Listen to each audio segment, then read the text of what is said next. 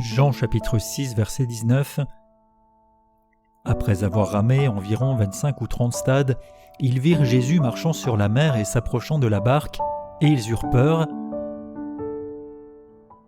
Les disciples ici venaient de prendre la mer sur ordre de Jésus pour rejoindre Capernaum, après un moment de miracle, la multiplication des pains et des poissons et d'enthousiasme d'une foule. Et le vent s'est levé, il faisait nuit, et la mer était agitée. Et après avoir ramé environ 25 ou 30 stades, donc les disciples avaient en fait parcouru environ 5 à 6 kilomètres, ils avaient donc lutté ainsi contre le vent, certainement que la fatigue, la tension devaient être réelles, la difficulté durait déjà depuis un moment, ils ont déployé des efforts, beaucoup d'efforts pour manifestement peu de progrès. Ils virent Jésus marchant sur la mer et s'approchant de la barque. Jésus marchait sur la mer. Il possède l'autorité sur tous les éléments. La mer agitée ici, qui symbolise du désordre, du danger, est sous son autorité, sous ses pieds. Jésus a véritablement marché sur l'eau, comme les disciples l'ont constaté et les 4 évangiles en rendent témoignage.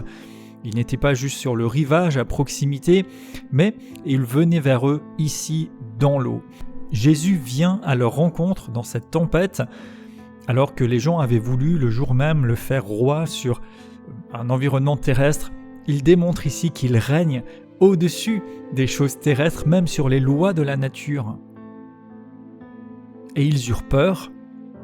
La première réaction des disciples, c'est la peur. L'évangile de Matthieu précise sur le même événement qu'ils se dirent « c'est un fantôme ». Et souvent, la manifestation de Dieu provoque d'abord la crainte dans les Écritures. Les disciples ne comprennent pas tout de suite ce qu'ils voient. La présence de Jésus n'est pas immédiatement reconnue par eux, ni vue comme une aide. Ils avaient obéi en partant, ils continuaient de ramer. Ils ne sont pas restés passifs, ils ne sont pas restés à attendre dans le bateau que Jésus vienne. Et alors qu'ils sont dans cette tempête, ils continuent quand même de ramer. Même avec peine, ils obéissent parce qu'ils avaient un ordre du Seigneur. Et là, Jésus vient vers eux.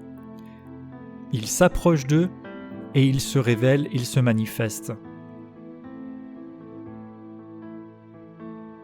Dans les temps d'épreuve, de difficulté, quand les choses semblent agitées, combien il importe de continuer de faire ce que Dieu nous a appelés à faire, d'obéir à sa direction, de servir, de persévérer, de travailler, en restant dans la prière, en nous attendant à l'intervention du Seigneur, mais en poursuivant l'ordre et l'instruction que nous avons reçus de lui. Jacques chapitre 2 verset 17 dit que la foi sans les œuvres est morte en elle-même, donc nous persévérons dans ce qu'il nous a demandé.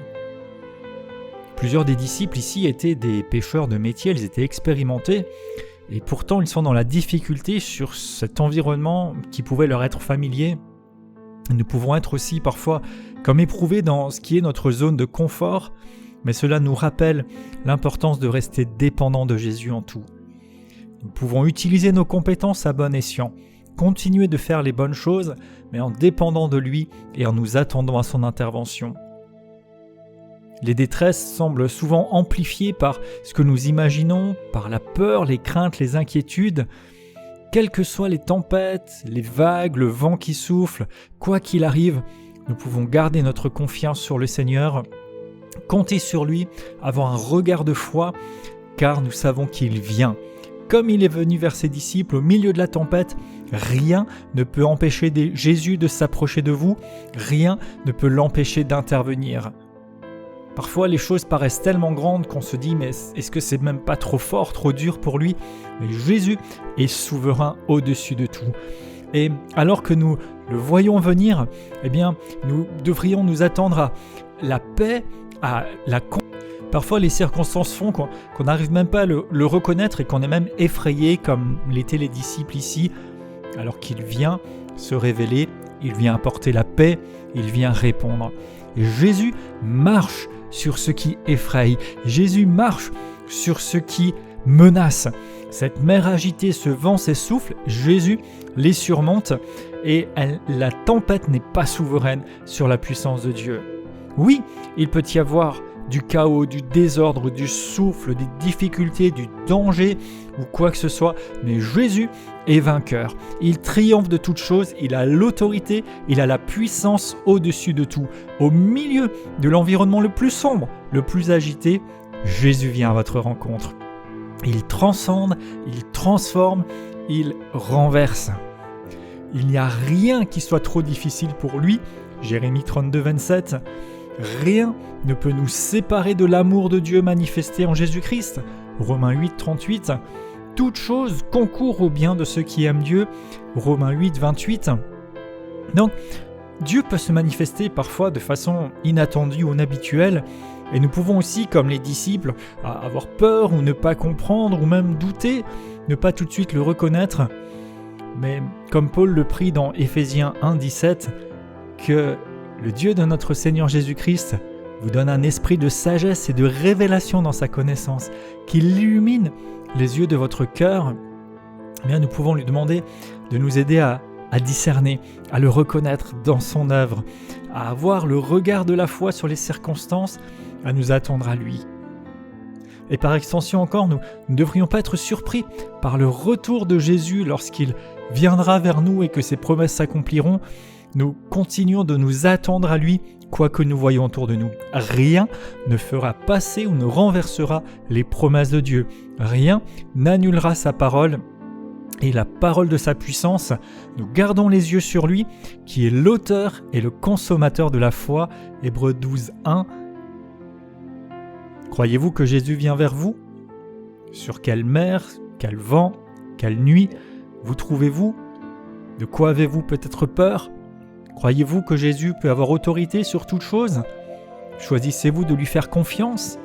Passez-vous de la peur à la foi en écoutant la parole de Jésus ? Même dans les nuits les plus sombres, même si vous avez lutté depuis longtemps par vos forces à faire ce que vous pouviez faire, Jésus vient vers vous. Il a toute autorité, il est tout puissant. Persévérez, continuez fidèlement, il se manifeste. Je déclare dans le nom de Jésus, j'ai confiance en Dieu. Je persévère à faire ce qui est juste. Je m'attache à ses instructions, j'obéis, fondé sur la parole de Dieu, dirigé par le Saint-Esprit. Et je me dispose à l'accueillir dans sa manifestation, à le reconnaître. Je crois que où que je sois, quoi qu'il se passe, rien n'est trop grand pour lui. Il est tout puissant, il est au-dessus de tout. Mes yeux sont ouverts, je m'attends à le voir, à le recevoir, et il se manifeste. Amen.